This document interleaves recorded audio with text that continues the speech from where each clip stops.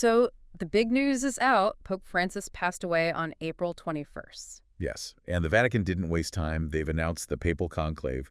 It's starting May 7th. It really feels like a huge moment, doesn't it? So much history wrapped up in this process. Absolutely. It's more than just procedure. It's this deeply rooted event, spiritually and historically. And that's what we want to dive into today, right? It's to sort of unpack how this actually works, how the next pope gets chosen based on, the established process. Exactly. We're going to look at the steps, the traditions, what you can expect to see or, well, hear about in the next few weeks. Okay, so let's start with the basics. This gathering, Yeah. the Papal Conclave, what exactly is it for anyone maybe not familiar? Sure. So basically, the Papal Conclave is the meeting where all the eligible cardinals get together. Eligible meaning under 80. Right, under 80 years old.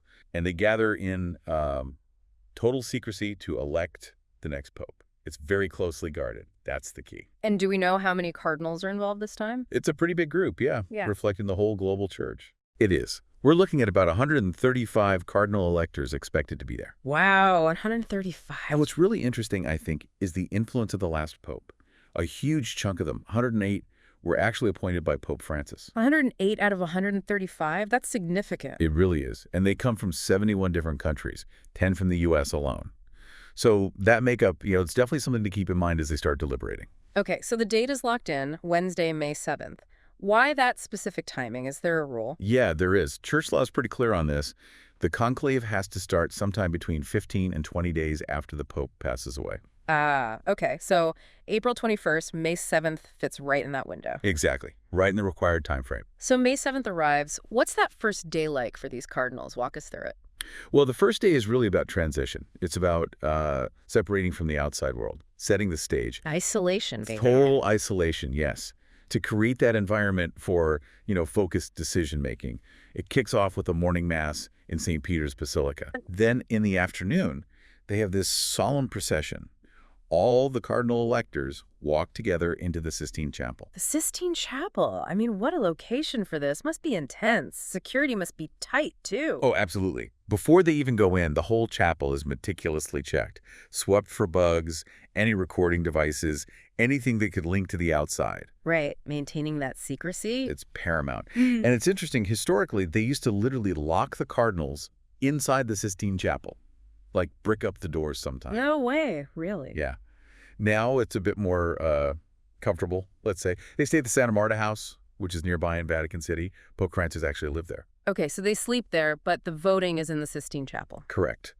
But that symbolic act of seclusion is still very powerful.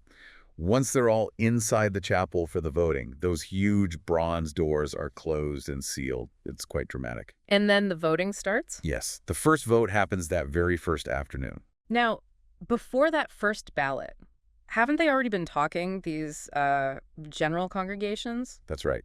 Those happen in the days leading up to the conclave. They're crucial meetings. What's the point of them? It's really a chance for all the cardinals, not just the electors, initially to discuss the state of the church. What are the big challenges?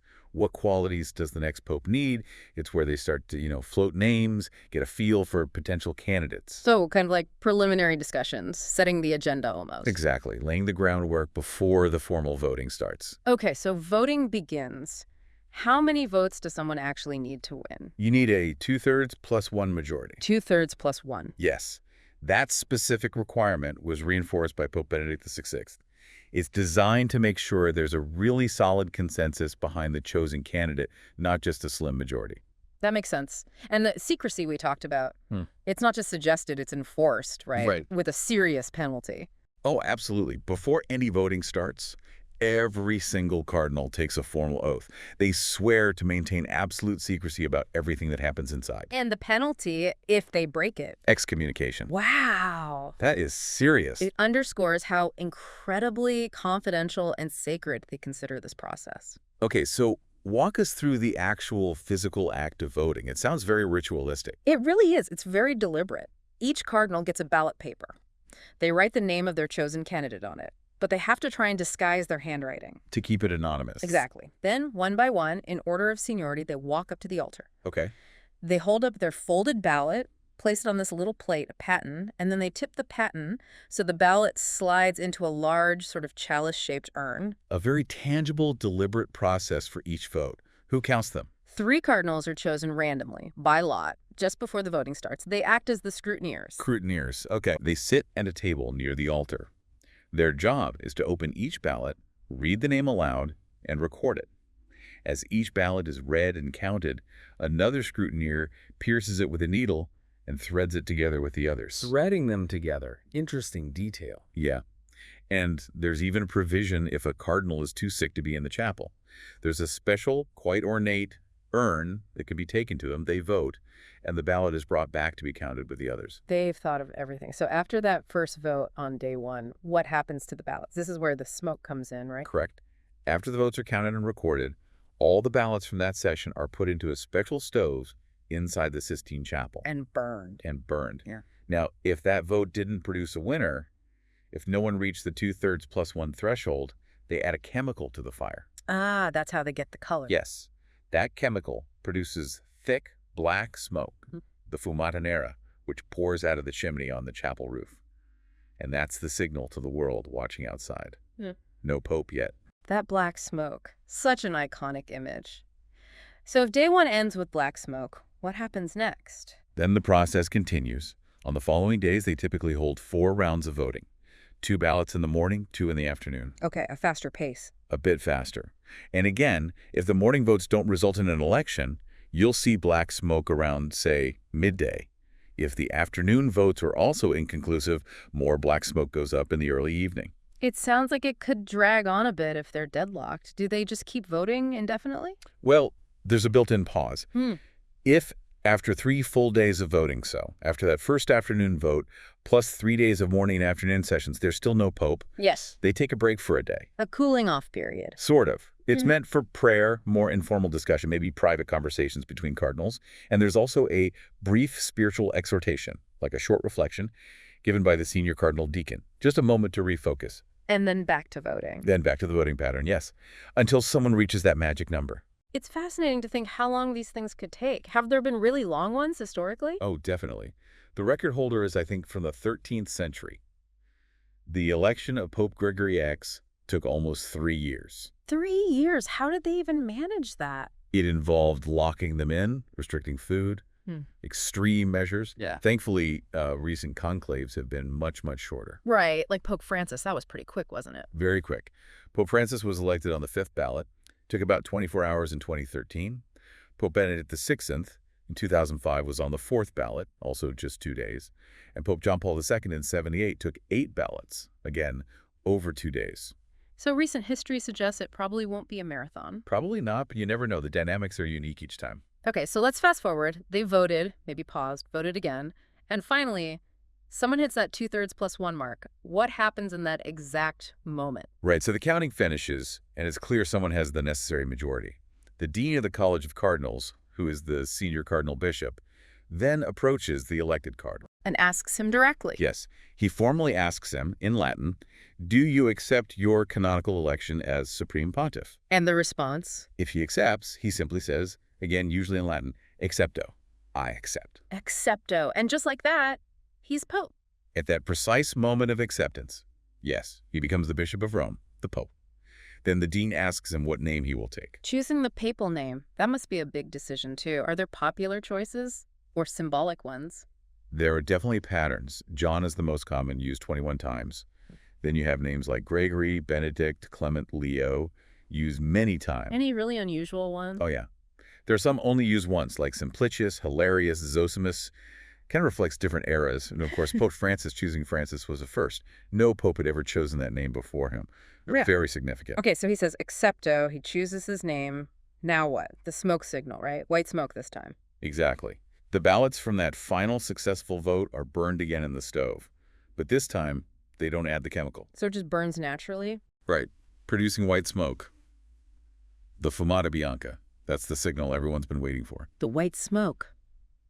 And just to make absolutely sure there's no confusion, because sometimes the smoke color was a bit ambiguous in the past. Right, I remember hearing about that. Grayish smoke. Exactly. So since 2005, they added another signal. As soon as the white smoke appears, The main bells of St. Peter's Basilica start ringing joyfully as well. Ah, smart. Smoking edibles. No mistaking that. Unmistakable. So, white smoke, ringing bells. The world knows. What's happening inside while the smoke and bells are going? What's new Pope doing? He's taken to a small room right next to the Sistine Chapel. It's sometimes called the Room of Tears, maybe because of the emotion of the moment. Room of Tears. Okay. And there, he's dressed in the white papal vestments, the cassock, the skull cap, everything. They're usually 3 sizes ready to go. They have sizes ready? Sensible. Meanwhile, outside in St. Peter's Square, the crowd is huge, the anticipation is peaking. Then, the senior cardinal deacon, the same one who might have given the exhortation earlier, steps out onto the central balcony of St. Peter's. The main balcony overlooking the square. That's the one. And he proclaims those famous words, Annuntio vobis gaudium magnum, Habemus Papam. Which means? I announce to you a great joy. We have a pope. Habemus Papam gives you chills just thinking about it. It's an incredible moment. He then announces the first name of the elected cardinal and the new name the pope has chosen. And then finally, the new pope himself steps out onto the balcony. His first appearance. His first appearance to the city and the world. He gives his first urbi et orbi blessing to the city and the world. And that's it. The conclave is over. What a process. It really is this incredible mix, isn't it? Ancient rituals, centuries of tradition, but playing out right now, with global media watching every puff of smoke. It truly is. We've walked through the steps, the isolation, the voting, the secrecy oaths, the scrutineers, the smoke. It's also deeply symbolic. And the symbolism seems key. The burning of the ballots, the specific way they vote. It all adds this weight, this sense of profound significance to what they're doing. Absolutely. It's designed to remove, as much as possible, external pressures in politics and allow for, in the Church's view, a process of discernment guided by the Holy Spirit. That's the ideal, anyway. And thinking back to what you said earlier about the sheer number of electors appointed by Pope Francis, over 100 of them, it does make you wonder, doesn't it, about the direction they might favor. It's definitely a factor observers are pointing to. Does having so many cardinals appointed by Francis, often from, diverse parts of the world he focused on, mean they're likely to look for someone who will continue his general path? A continuity candidate, perhaps. It's a reasonable possibility to consider, but conclaves can be unpredictable. Yeah. Cardinals appointed by one pope don't always vote for someone exactly like him. Alliances shift, new priorities emerge in those general congregations. It's complex. So it's not a foregone conclusion, despite the numbers. Not at all. It ultimately comes down to the prayers and deliberations of those 135 men locked inside the Sistine Chapel. Okay, so as we wrap up this deep dive and as people around the world get ready to watch that chimney, maybe a final thought to leave our listeners with. Sure. Given everything we've talked about, the history, the intricate rules, the secrecy, the huge responsibility, and the current state of the world and the Church, what do you think is the most crucial thing these cardinal electors will be weighing? Is it about sticking to tradition? Is it about finding someone to tackle specific modern challenges?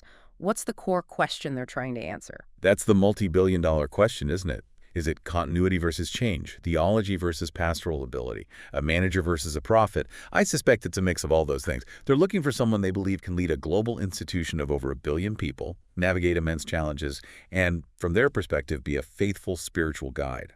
Finding that single person through this unique, ancient process. Well, it's going to be fascinating to see how it unfolds.